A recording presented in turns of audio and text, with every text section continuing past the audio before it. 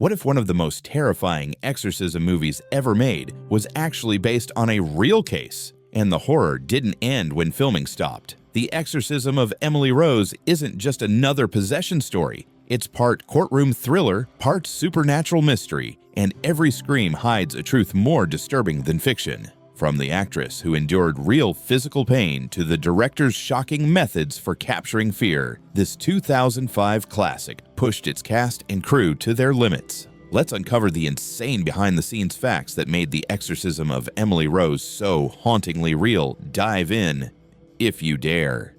1. Jennifer Carpenter's audition was so disturbing. It scared everyone. Jennifer Carpenter didn't just step into her role, she completely embodied it. During her audition, she shocked everyone by twisting her body and unleashing an otherworldly scream that filled the room.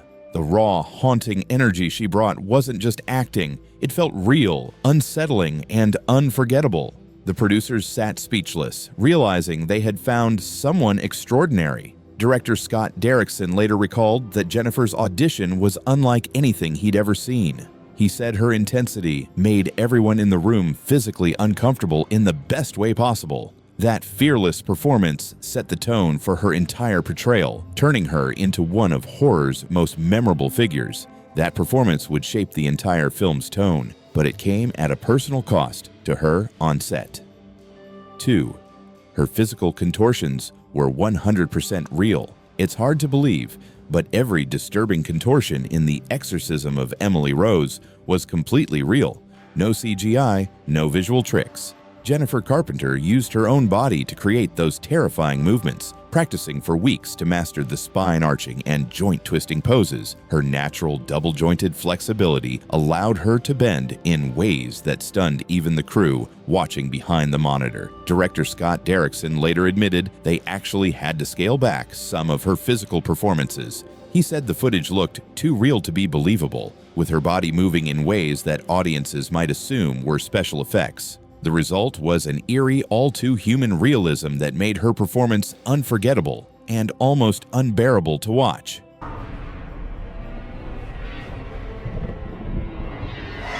And while Carpenter gave it everything physically, the production itself pushed the limits of what the cast could emotionally handle. 3.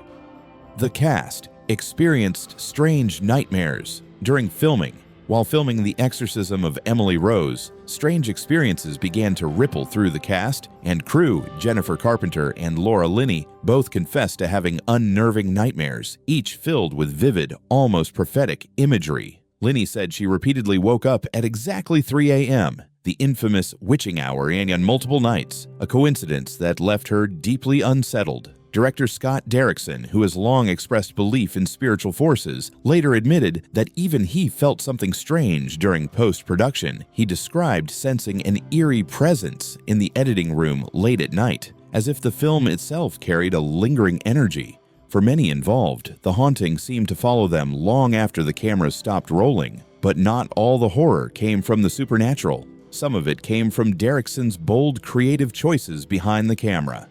4. The director wanted it to feel more like a courtroom thriller than a horror film. Scott Derrickson, who later directed Doctor Strange, didn't want to make a traditional horror movie. He framed The Exorcism of Emily Rose like a legal drama, with the horror unfolding through witness testimonies and flashbacks. This approach grounded the supernatural elements in realism, making every scare feel more personal and believable. But one creative decision pushed that realism to a haunting level: the film's sound design. 5. The voices during The Exorcism were layered from multiple real languages. During the intense exorcism sequences, Emily's voice seemed to fracture into several languages: Latin, German, and even ancient Aramaic. Instead of relying on digital sound design, the filmmakers pushed Jennifer Carpenter to perform each language herself. She practiced the pronunciation, rhythm, and tone until every scream carried its own distinct cadence and emotion. The sound team then layered her separate recordings together, creating the eerie illusion that multiple entities were speaking at once through a single body. The final mix was chilling, a dissonant chorus of voices that felt raw, human, and supernatural all at once. It remains one of the film's most haunting achievements, blurring the line between acting and possession.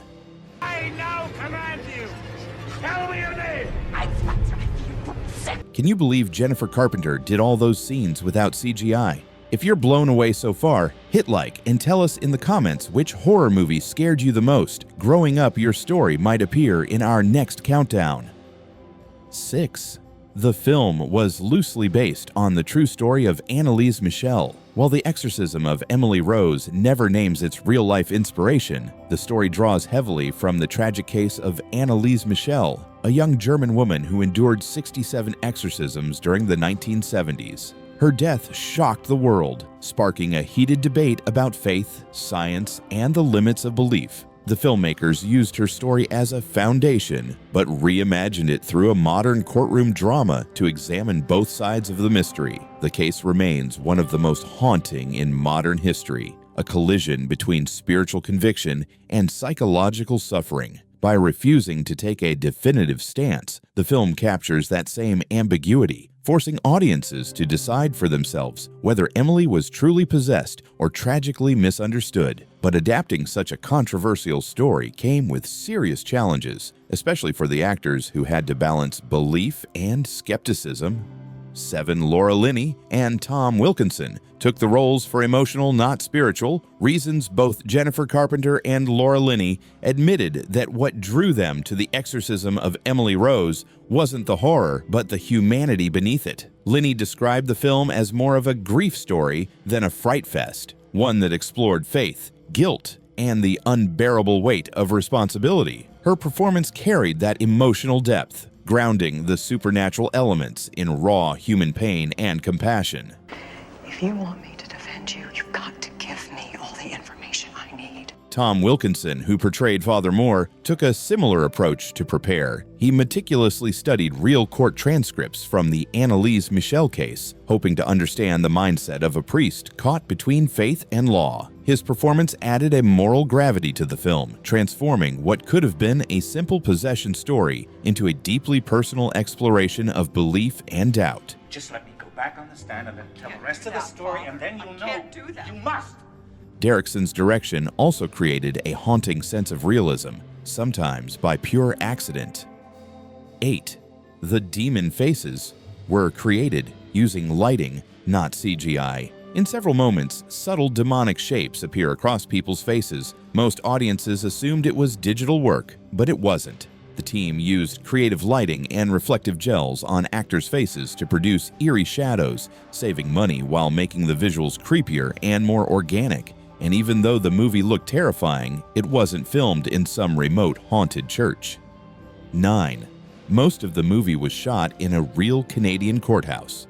To maintain a sense of realism, director Scott Derrickson chose to shoot the courtroom scenes in a real decommissioned courthouse in Vancouver. The aged wooden benches, echoing halls, and natural lighting gave the film an authentic, almost oppressive atmosphere that perfectly mirrored the story's tension between faith and logic. Every shot felt steeped in quiet dread, as if the walls themselves held centuries of judgment. Adding to the location's eerie legacy, parts of The X-Files had been filmed in the very same building years earlier. That connection only deepened the film's unsettling tone, a blend of mystery, skepticism, and the supernatural. The setting helped The Exorcism of Emily Rose feel not like a horror fantasy, but a chilling reflection of reality. Will you play the tape for us now? But the movie's success story is almost as unbelievable as its subject matter. 10. It became a surprise box office hit. Despite its R rating and dark theme, The Exorcism of Emily Rose made over $144 million worldwide on a $19 million budget. It opened at number 1 and proved that horror films with intelligence and emotion could still dominate the box office. The film's success launched Scott Derrickson's Hollywood career and turned Jennifer Carpenter into a sought-after star. And there you have it, 10 crazy behind-the-scenes facts about The Exorcism of Emily Rose. From Jennifer Carpenter's jaw-dropping contortions to the eerie real-life inspirations and grounded courtroom tension, this film remains one of the smartest and most chilling horror movies of the 2000s. Which fact gave you chills? Let us know in the comments, and don't forget to like, subscribe, and ring the bell for more deep dives into the secrets behind your favorite films. If you enjoyed this spooky breakdown, you'll probably love our video on Clueless, 1995. 10 crazy facts you didn't know. It's a totally different vibe, but just as fascinating behind the scenes. Check it out next, and we'll see you there.